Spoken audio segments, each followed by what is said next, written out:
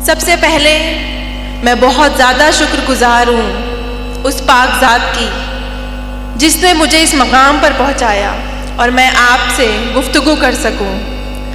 उसके बाद शुक्रगुजार हूँ most respected person doctor Abdul Qadeer sir की कि उन्होंने मुझे यहाँ पर दावत देकर इतनी हौसला अफजाई की और इतनी मेहमान नवाजी की। मैं डॉक्टर रोशन शेख मुंबई से आई हूँ और जैसा कि आप देख रहे हैं कि मैं एक क्रच लेके चल रही हूँ, तो आई एम बायलैटरल एम्प्यूटी। मेरे दो पैर नहीं है, जो राइट पैर है वो अबव नहीं है और जो लेफ्ट वन है वो बिलो नहीं है।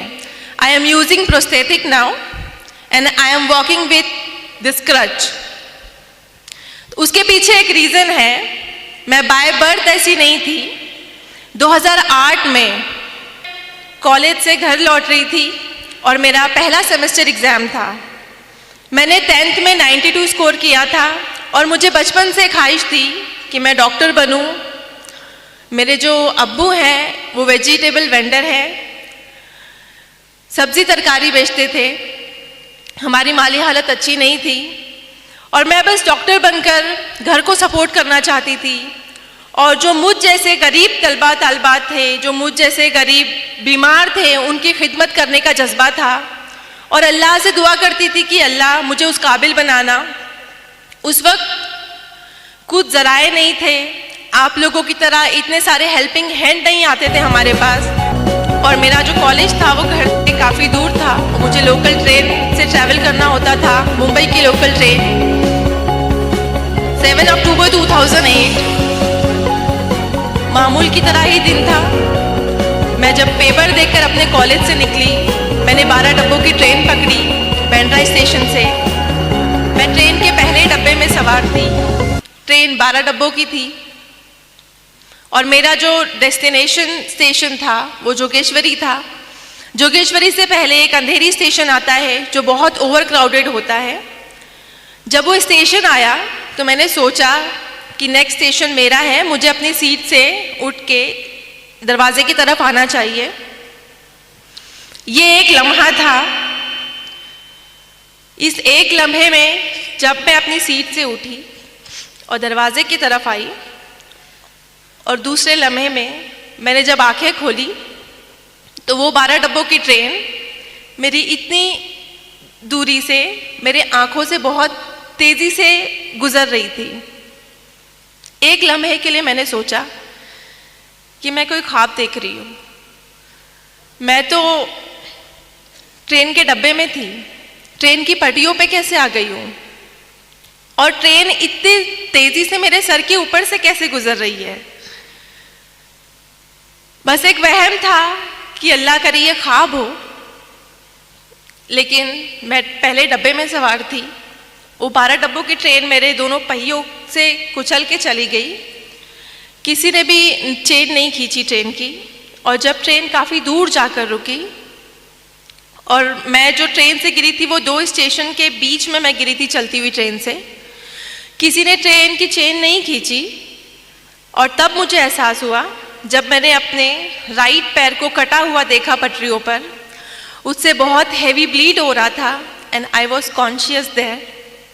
मैंने अपने आज़ा को ब्लीड करते हुए देखा, एक लावारिस की तरह पटरियों पर पड़े होके मैंने यहाँ वहाँ नज़रें दौड़ाई कि एटलीस्ट कोई अल्लाह का बंदा आसपास हो जो मेरी हेल्प को आगे आए। 2 स्टेशंस के बीच में थी तो लोगों को आने में टाइम लगा और उस वक्त हमारे पास सेलफ़ोन नहीं होते थे। अभी तो माशाल्लाह हर स्टूडेंट के पास सेलफ़ोन होते हैं। तो मेरे पास फ़ोन डायरी थी। जब लोग आए मेरे पास, इकट्ठा हुए 15-20 लोग, तो मैंने हर एक से रो रो कर गिड़गिड़ा कर उस हालत में मदद मांगी कि कोई अल्लाह का बंदा एटलीस्ट मेरे घर पे फ़ोन कर ये बता दे कि मैं इस हालत में यहाँ पर हूँ। क्योंकि बस मेरे जहन में उस वक्त एक बात चल रही थी कि मुझे लावारिसों की तरह यहाँ पर नहीं मरना, मुझे बस घर वाले मेरे साथ होने चाहिए जब मैं इंतकाल करूं, या उन्हें एटलीस्ट ये पता होना चाहिए कि मैं यहाँ पर इस हालत में हूँ। लेकिन अल्लाह की आजमाइश थी कि उस 15-20 लोगों में से किसी ने भी मेरी हेल्प नहीं की। मुझे छूना तो दूर की बात, उन्होंने मेरे फ़ोन डायरी से नंबर तक कॉपी करके फ़ोन लगाने की जहमत नहीं की, क्योंकि उन्हें डर था पुलिस इंटरोगेशन का, उनसे सवालात किए जाएंगे एटसेट्रा, बहुत सारी चीज़ें थी। तो उन्हें वो भी मजबूर थे। और तकरीबन 15-20 मिनट बाद मैं उसी हालत में वहाँ पड़ी रही, रोते हुए, गिड़गिड़ाते हुए। उसके बाद मुझे रेलवे की हेल्प मिलती है और मुझे गवर्नमेंट हॉस्पिटल लेकर जाते हैं। यहाँ भी अल्लाह की आजमाइश थी मेरे साथ कि जिस गवर्नमेंट हॉस्पिटल में मुझे लेकर जाया गया, वहाँ पे ऑपरेशन स्ट्राइक था। मेरा जो एक्सीडेंट था वो तकरीबन 10-11 बजे हुआ और मैं शाम के 6 बजे तक उसी हालत में हॉस्पिटल के कॉरिडोर में पड़ी रही, क्योंकि उनका ऑपरेशन स्ट्राइक था। मुझे कोई भी सहूलत मुहैया नहीं की गई, बस सुपरफिशियल ड्रेसिंग करके मुझे ट्रॉली पर वहीं छोड़ दिया गया। जब मेरे घर वालों को इतला दी गई, जब उन्हें पता चला, वो भागते हुए आए और मुझे प्राइवेट हॉस्पिटल शिफ्ट किया। प्राइवेट हॉस्पिटल में शिफ्ट होने के बाद मैं तकरीबन 2.5 महीने एडमिट रही। मेरा इलाज हुआ। मेरे जो डॉक्टर रहे, सर्जन, उन्होंने मोटिवेट किया मुझे। जब एक्सीडेंट हुआ, मैं 16 साल की थी और एक लम्हे में दोनों पैर मुझसे छिन गए थे। उस वक्त मैं बहुत टूट गई थी। मेरा जो दिमाग था बहुत बुरी तरह से ज़ख्मी हो गया था जिस्म के साथ में, और जो लोग इयादत को आते थे वो उनके ज़बान पर यही बातें होती थी सेल्फ पिटेनेस की, कि 16 साल की बच्ची है, गरीब माँ बाप की औलाद है, ज़िंदगी भर माँ बाप के ऊपर बोझ बन के रहेगी, 2 पैर नहीं है, माजूर है, अपाहिज है, इसका कोई फ्यूचर नहीं है, इसको ज़िंदा क्यों रखा है। मैं भी अपने जहन में काफ़ी बातें सोचती थी, और मेरी जगह अगर कोई भी होता, कोई भी 16 साल का लड़का या लड़की होती, तो वो भी यही सोचती कि इस ट्रेन एक्सीडेंट में अल्लाह ने मुझे दूसरी ज़िंदगी तो दी, लेकिन इस तरह की बेबस वाली ज़िंदगी कि मैं एक तरफ से दूसरी तरफ खुद से करवट नहीं ले सकती हूँ, मैं खुद से वॉशरूम नहीं जा सकती हूँ। मुझे मेरी अम्मी गोद में उठाकर यहाँ से वहाँ वॉशरूम लेके जाती थी। तो पूरी तरह से मैं अम्मी के ऊपर, घर वालों के ऊपर डिपेंड हो गई थी, और वो डिपेंडेंसी की लाइफ मैं नहीं चाहती अल्लाह किसी को दे। लेकिन उन हालात में और लोगों के जो जुमले होते थे वो मुझे सोचने पर मजबूर कर देते थे कि सच में अल्लाह तूने मुझे दूसरी ज़िंदगी क्यों दी। मुझसे 2 पैर छीन लिए लेकिन मुझे ज़िंदा रखा। उस क्यों का जवाब मैं बहुत शिकवे करती अल्लाह से कि अल्लाह ने मुझे ज़िंदा क्यों रखा। हर एक दिन दर्द से गुजरता मेरा। जब भी ड्रेसिंग होती, हॉस्पिटल में मेरी चींघें गुजा करती थी, लेकिन मैं हमेशा शिकवा गुजार होती अल्लाह से कि अल्लाह ने मुझे दूसरी ज़िंदगी क्यों दी, तूने क्यों ज़िंदा रखा मुझे। उसका जवाब मेरी अम्मी ने कुछ अल्फाज कहे जो मैं आपको बताना चाहती हूँ। मेरी अम्मी ने मुझे बस ये कहा कि बेटा, हम अशरफुल मखलूक़ात हैं, लेकिन हमें गैब का इल्म नहीं है। गैब का इल्म सिर्फ अल्लाह रब्बुल इज़्ज़त को है। आपके पास पूरा जिस्म है, आपके पास दिमाग है, आपके पास हाथ है, आपके पास आँखें हैं, आपसे सिर्फ छीना है तो क्या, 2 मामूली पैर, सिर्फ 2 पैर लिए अल्लाह ने आपसे, और वो भी अल्लाह की चीज़ थी, तो उससे शिकवा कैसा। आपके पास दिमाग है, आपके पास आंखें हैं, हाथ हैं, आप पढ़ाई करो, अपना ख्वाब पूरा करो। तो इस मोटिवेशन में मेरी घर वालों ने बहुत सपोर्ट किया। मेरे स्कूल और कॉलेजेस के असातिज़ा ने, मेरे डॉक्टर ने मुझे मोटिवेट किया, और उन्होंने कहा कि आपके 2 पैर नहीं है तो क्या हुआ, आप चल नहीं सकती हैं तो क्या हुआ, आप डॉक्टर बन सकते हो, और इंशाअल्लाह आप एक दिन ऐसे चलोगे प्रोस्थेटिक लेग से कि सामने वाला देखकर आपको अंदाज़ा नहीं लगा पाएगा कि आपके पास 2 पैर नहीं है। उस वक्त मुझे लगता था कि ये सारी तसल्ली वाली बातें हैं, ऐसा कुछ नहीं होता। लेकिन मैंने हिम्मत नहीं हारी। मैंने सोचा कि जब अम्मी कह रही हैं, सारे घर वाले कह रहे हैं कि अल्लाह ने कुछ प्लान किया है मेरे लिए जो मुझे अभी दिखाई नहीं दे रहा, मुझे सिर्फ मुश्किलें नज़र आ रही हैं कि मेरे पास 2 पैर नहीं है, लेकिन उसके आगे का अजर शायद मैं नहीं देख पा रही हूँ, जिसके लिए मुझे मेहनत करनी है। तो मैंने मेहनत स्टार्ट की, मैंने स्टडी की, जिस ईयर में मेरा एक्सीडेंट हुआ था, I was in 11th standard, मैंने वो ईयर स्किप नहीं किया। मैंने व्हील चेयर पर एग्ज़ाम दिया, मैंने 12th कंप्लीट किया और अल्हम्दुलिल्लाह से मैंने फर्स्ट क्लास से 12th क्लियर किया। और फिर उसके बाद एडमिशन के लिए आपको पता है उस ज़माने में, अभी तो नीट है बट हमारे ज़माने में सीटी हुआ करता था, तो कॉमन एंट्रेंस टेस्ट में मैंने all over Maharashtra 3rd rank लिया पीएच कोटे में।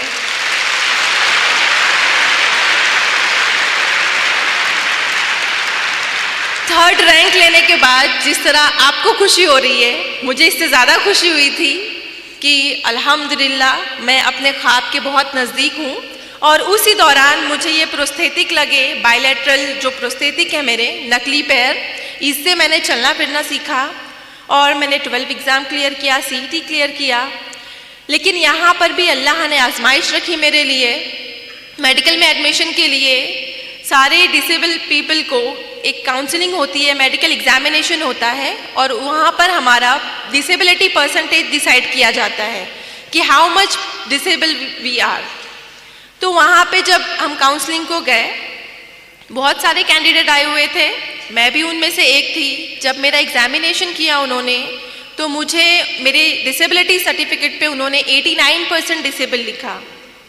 और मेडिकल में एक क्राइटेरिया है, 20 ईयर्स क्लॉ है कि कोई भी फिजिकल डिसेबल जो कैंडिडेट है, जो उम्मीदवार है मेडिकल में एडमिशन के लिए, वो 40 to 70 के बीच में डिसेबल हुआ तो ही एडमिशन के लिए एलिजिबल है, वरना उसे एडमिशन नहीं मिलता है। तो I was more than 70% disable that time. और तो मुझे मेडिकल में एडमिशन के लिए डिनाई किया गया कि आप 89% डिसेबल हो, आप 2 क्रचेस यूज़ करते हो, आपके पास 2 पैर नहीं है, तो आप मेडिकल में एडमिशन नहीं ले सकते हो, आप डॉक्टर नहीं बन सकते हो। उस वक्त जो मायूसी की लहर थी मेरे अंदर, वो मेरे एक्सीडेंट के वक्त से ज़्यादा थी, क्योंकि मैंने बहुत मुश्किलों से अपने आप को समेटा था। मैंने बहुत यकीन किया था अल्लाह की ज़ात पर कि अल्लाह ने मेरे लिए कुछ बड़ा रखा है, क्या पता इसी के ज़रिए मुझे डॉक्टर बनना लिखा हो। लेकिन जब डिनाई हुआ तो मैं बहुत फिर से मायूस हो गई। लेकिन वहाँ पर मेरे डॉक्टर ने मुझे सजेस्ट किया कि आपके पास एक और रास्ता है, आप नाउम्मीद मत हो अल्लाह की ज़ात से, आपके पास एक और ज़रिया है, आप बॉम्बे हाई कोर्ट में अपना केस फाइल कीजिए। मेरे लिए बहुत अनोखी बात थी, आई थिंक आप लोगों के लिए भी होगी, कि मेडिकल में या कोई भी इंस्टीट्यूट में एडमिशन के लिए एक बच्चा जिसके पास एक अच्छा रैंक है, जो एलिजिबल है, उसे बॉम्बे हाई कोर्ट क्यों जाना है। उस वक्त मेरी समझ में नहीं आया, लेकिन मैंने हिम्मत नहीं हारी और मैंने अल्लाह से दुआ की, बहुत गिड़गिड़ा के दुआ की और अल्लाह पर यकीन रखा कि अगर इस तरह अल्लाह मुझे इस मेडिकल में एडमिशन को दिलाता है तो मैं ये भी ट्राई करूँगी, मैं हारूंगी नहीं इस मकाम से। तो मैंने बॉम्बे हाई कोर्ट में मैंने 2011 में केस फाइल किया अगेंस्ट मेडिकल काउंसिल। वहाँ पे विदिन 2 मंथ मेरा सब कुछ ऑब्जर्व किया गया। वहाँ पे जो जज थे मोहित शाह सर, उन्होंने मुझे देखा और मेरे अंदर का पैशन देखा उन्होंने एक्चुअली। और उस वक्त मेरे हाथों में 2 क्रचेस थी, अभी तो मैं सिंगल यूज़ करती हूँ, बट 2 क्रचेस के साथ में मैं जब बॉम्बे हाई कोर्ट के अंदर दाखिल होती थी, उन्होंने मेरा एटीट्यूड देखा कि, और उस वक्त जब हियरिंग होती थी तो सारे फैसले मेरे अगेंस्ट होते थे कि मैं 89% डिसेबल हूँ, मेरे पास 2 पैर नहीं है, मेरे हाथों में 2 क्रचेस है, मैं कैसे पेशेंट को ट्रीट करूँगी, मैं कैसे एक जगह से दूसरी जगह जाऊँगी। तो सब कुछ मेरे अगेंस्ट था और मैं बहुत नाउम्मीद हो गई थी कि शायद मुझे यहाँ पे भी डिनाई मिलेगा। और मुंबई में ऐसा कोई केस नहीं था कि मोर देन 70% डिसेबल के बाद भी किसी को एडमिशन मिला हो। मेरा केस पहला केस था जो बॉम्बे हाई कोर्ट में गया। लेकिन जब आखिरी दिन था, मैंने खुद से हिम्मत जुटाई और मैंने खुद से एक अहद किया। 2008 में मेरा एक्सीडेंट हुआ था और 2011 में ये बॉम्बे हाई कोर्ट में मैं गई। तो इन 3 सालों में मुझे डर लगता था ट्रेन की आवाज़ से। जब भी मैं ट्रेन को देखती तो मुझे खौफ बैठता था, लेकिन मैंने खुद की हिम्मत जमा की और मैंने सोचा कि अगर आज मैंने इस डर को नहीं भगाया ना, मुझे ये प्रूव करना है कि मेरे हाथों में 2 क्रचेस है, इस ट्रेन ने मेरे 2 पैर छीने, लेकिन मैं इसी ट्रेन में सवार होकर बॉम्बे हाई कोर्ट जाऊंगी। और लास्ट डे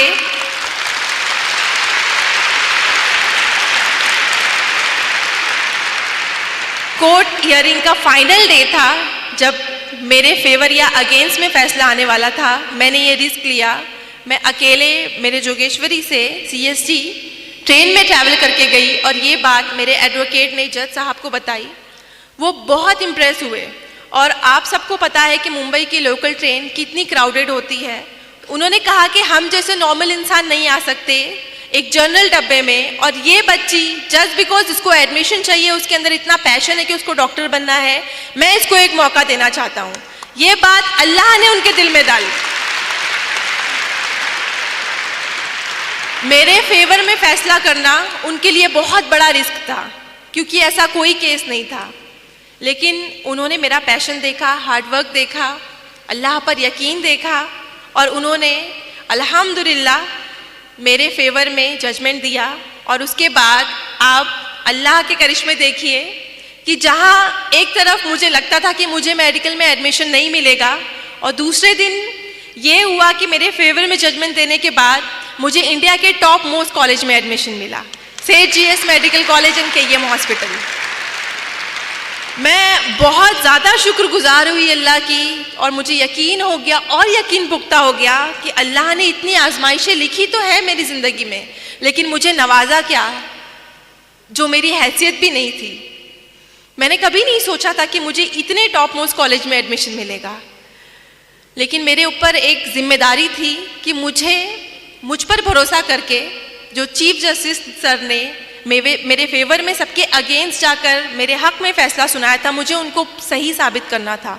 और मुझे उन तमाम लोगों को गलत साबित करना था जो अयादत के दौरान आते थे और मुझ पे ताने कस के जाते थे कि ये ज़िंदगी भर माँ बाप के ऊपर बोझ बनकर रहेगी, इसकी लाइफ में कुछ भी प्रोग्रेस नहीं होगा, ये हमेशा बेड रिडन रहेगी।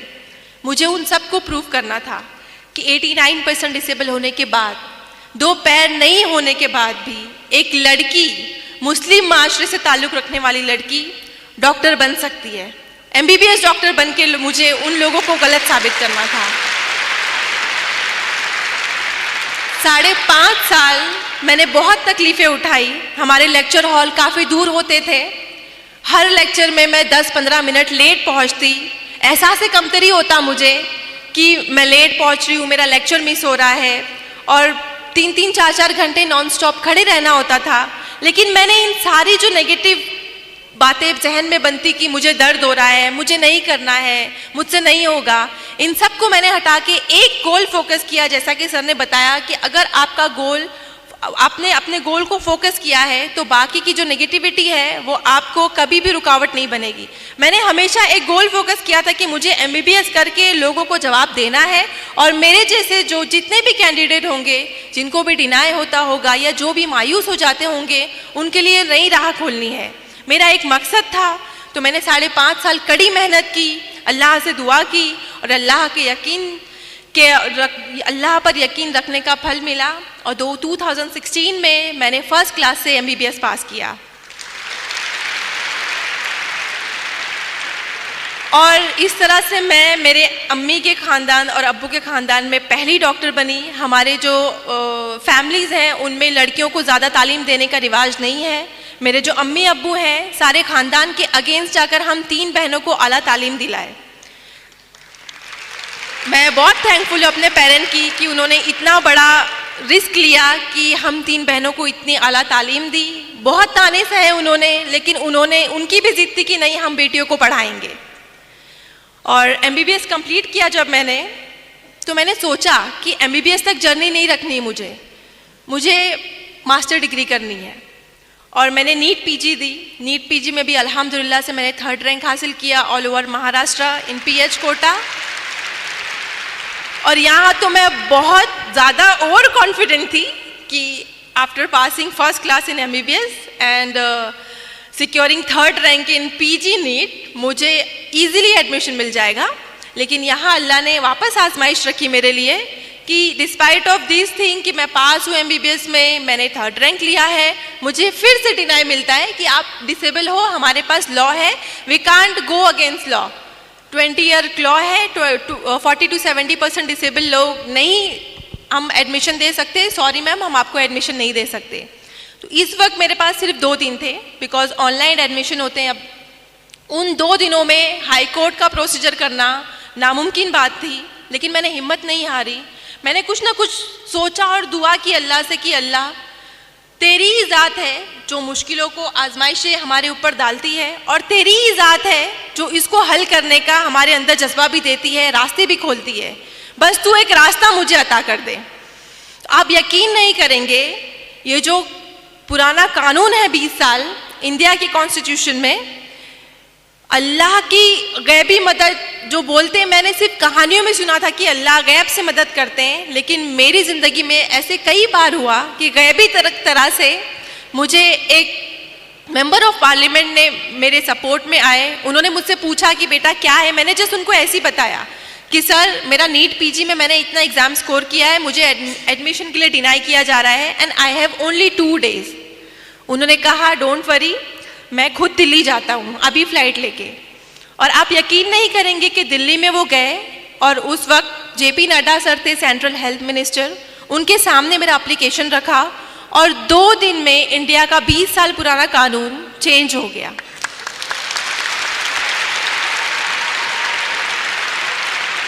ये इंडियन कॉन्स्टिट्यूशन में तारीखी वाकया है कि कोई भी इतना साल पुराना कानून 2 दिन में चेंज हो जाए जस्ट बिकॉज ऑफ 1 एप्लीकेशन।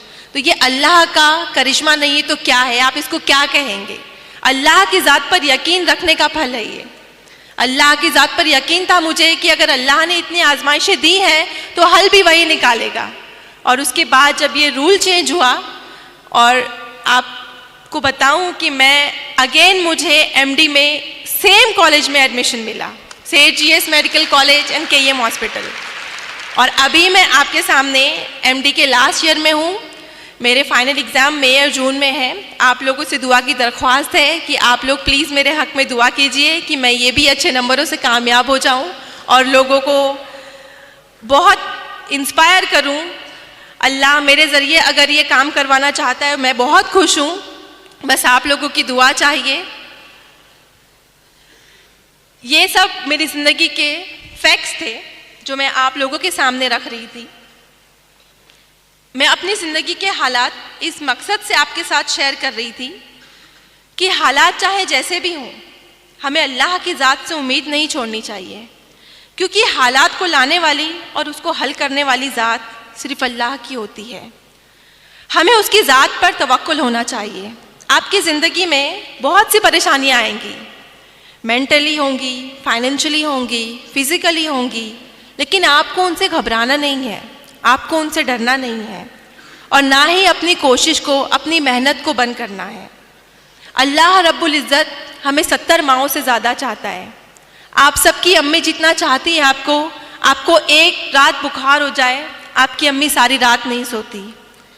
अल्लाह ताला 70 माओं से ज़्यादा चाहता है हमें, तो हमारी हैसियत से ज़्यादा मुश्किलें कैसे दे सकता है वो हमें? बस उसकी ज़ात पर यकीन रखो। और कहते हैं ना, अल्लाह अपने उन्हीं बंदों को आजमाता है जिनको वो सबसे ज़्यादा प्यार करता है। इंसान को कोई चीज़ तब तक नहीं हरा सकती जब तक वो खुद हार ना मान ले। मुश्किलों से लड़ना सीखिए मेरे दोस्तों, इंशाअल्लाह कामयाबी आपकी कदम चूमेगी।